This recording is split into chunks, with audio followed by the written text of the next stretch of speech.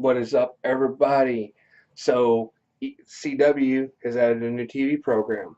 This is my first impressions of the TV show Black Lightning.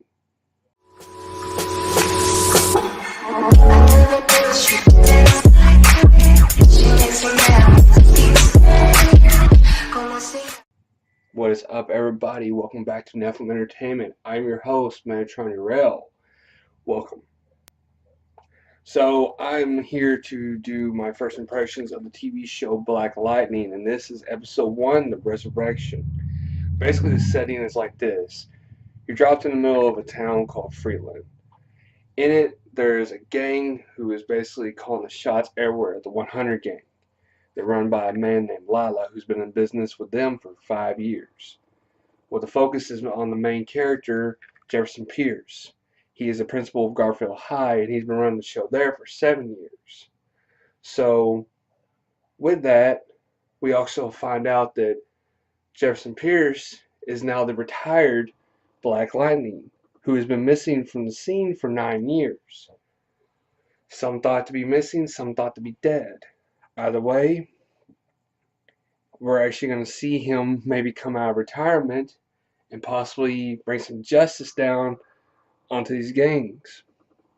Alright, well, name I think aims towards the basic discrimination. I mean, you have a very big sort of racial discrimination drop right at the first of it. That's going to be a big thing that I think they're going to focus on. Another thing too is that to get sort of the ball rolling for all this, he has two very pretty daughters who are obviously going to be in trouble. One comes across a guy named Will who brings sort of the 100 to their doorstep, not just to the school, but actually causes a bit of a big stink over this. So that is sort of what gets Black Lightning back in the suit and back in fighting crime. The focus characters I see in this is, of course, the main character, Jefferson Pierce. He is a reluctant but yet very skillful hero named Black Lightning who's got the powers of electrokinesis, who can shoot bolts of lightning and basically do kind of like a taser punch. And he also has this power to sort of, I guess, turn the lights off, which is a good way to sort of give the shock value to the bad guys who are not expecting it. So it's interesting to see how his powers will develop over the series. Then you have his two daughters. You have Anissa and Jennifer.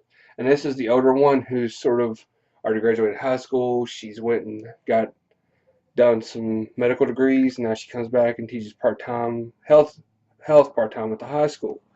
She's the other one, and more of a level-headed one.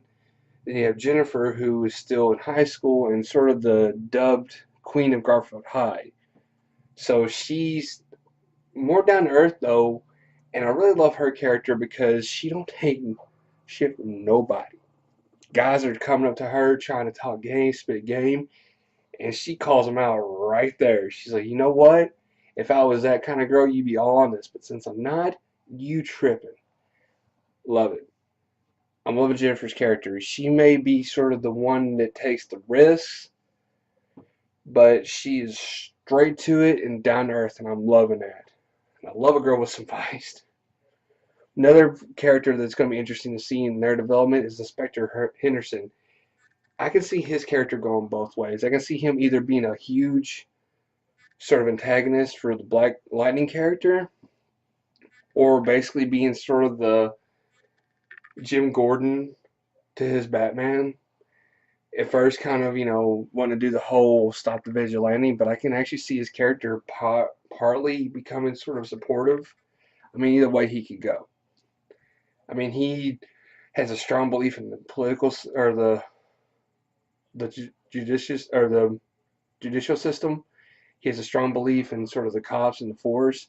He's takes a lot of pride in being a cop. So it's interesting to see how he feels about a vigilante helping come and clean up messes. Like I said, it could go either way. I'm leaning more towards the antagonist right now, maybe for the first season or so. I mean, he's got a lot of respect for Jefferson Pierce, considering he's the principal and he's kept a lot of the kids out of trouble and gave them futures and path to go on. So you can see he's got a lot of respect for him. Now, as far as Black Lightning, not really. So it's interesting how see how his character is going to develop. And then we got Gambiti. Gambiti owns a tailor shop, which apparently where he's basically taking Jefferson Pierce and raising him like a son. He knows not only does he know he's Black Lightning, but he also appears to be sort of like his Alfred, helping him building his costumes, sort of stitching him up when he's wounded in battle. So I'm interested to start to see a backstory between him and Gambini. That's going to be interesting. And as I mentioned earlier, there was an antagonist named Lala, but apparently he answers to a guy named Tobias. Now, Tobias, if I was to compare his character, I would say he's more of a Wilson Fisk. He's sort of the kingpin. He's sort of the big cheese, the big boss, to where all the ones you think are the bosses in their domain, they answer to this guy. These guys are department managers. He's the main manager. And Tobias claims that he killed Black Lightning 9 years ago. And then we sort of see sort of the resurrection aspect of this. So it's going to be interesting to see how much of a foothold and how much of a grasp Tobias has on the city of Friedland. Alright, up next for Black Lightning. Alright, my guess is this whole season we're going to be doing a lot of sort of structure developments, character developments, and all that. And it's part of the DC universe. But right now, as of right now, they're saying it's not part of the Arrowverse, which of course is Arrow, The Flash, Supergirl, League of Tomorrow. It's not part of that yet. They said right now it's going to be its own little separate entity. It's still up in the air as far as if it's going to join with these other casts or if it's going to be its own standalone project. Another thing too is I'm seeing a lot of similarities with the storyline, like you see with Luke Cage. You know, the sort of the superhero who's coming up and standing against gangs and violence and wanting to lead the kids to a better tomorrow and protect the neighborhood and protect the community against gang violence. However, and this is my honest feel about this, however, we've seen the teen fight against gangs. We've seen the man on the street, the sort of the common man, fight against gangs.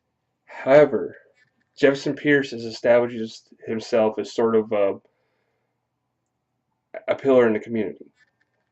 So it's going to be interesting to see how he combats against the violence and combats against the gang problem, both as a pillar of the community who actually has a bit of a foothold in the situation versus him going out at night and beating up the bad guys as Black Lightning. So he's not just some punk on the street. He's not just some common man. He's actually somebody who's part of the community and part of establishment and a part of sort of the established order of things. So it's interesting to see who's going to win the day at the end. Is it going to be the political side or is it going to be the vigilante side? This is going to be an interesting development. But for what I've done in my research, they're sort of taking the origin story from two different Black Lightnings. You have one story where he basically is the dad with the daughters and he's got the superpowers. And then you got another one where he's actually part of the school community and he actually goes out and fights crime. So we're taking two different Black Lightnings. It's interesting though because in the comics, and we actually see, and I didn't know if they was going to cover this until the last of the episode.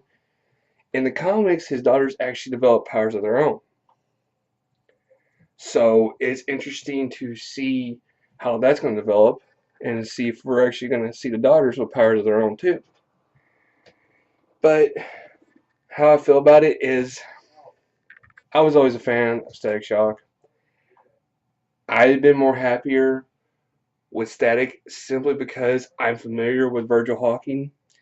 I'm familiar with his story, and I love his story. I love his story and how they sort of introduced the whole metahumans and sort of seeing it from a teenager's perspective of how he gets powers and then goes out and fights crime. But I can see where they made the move and how they're going to do things differently. And honestly, I think they made the better move.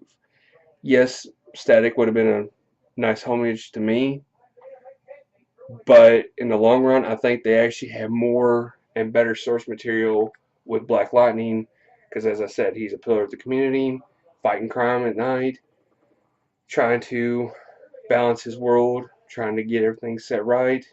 It's going to be interesting to see. So let me know what you think in the comments and take this poll up here. Is Black Lightning going to be a show that you're going to watch? Let me know up here and down here. But that's going to be a wrap for me. Be sure to give me a big thumbs up and post me a nice little comment down below. Subscribe to my page and stay tuned to the end of the video for more content. But this will be a series that I will definitely cover.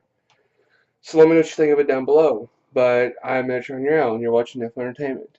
To all you daydreamers and creators out there, keep your eyes in the clouds. Peace.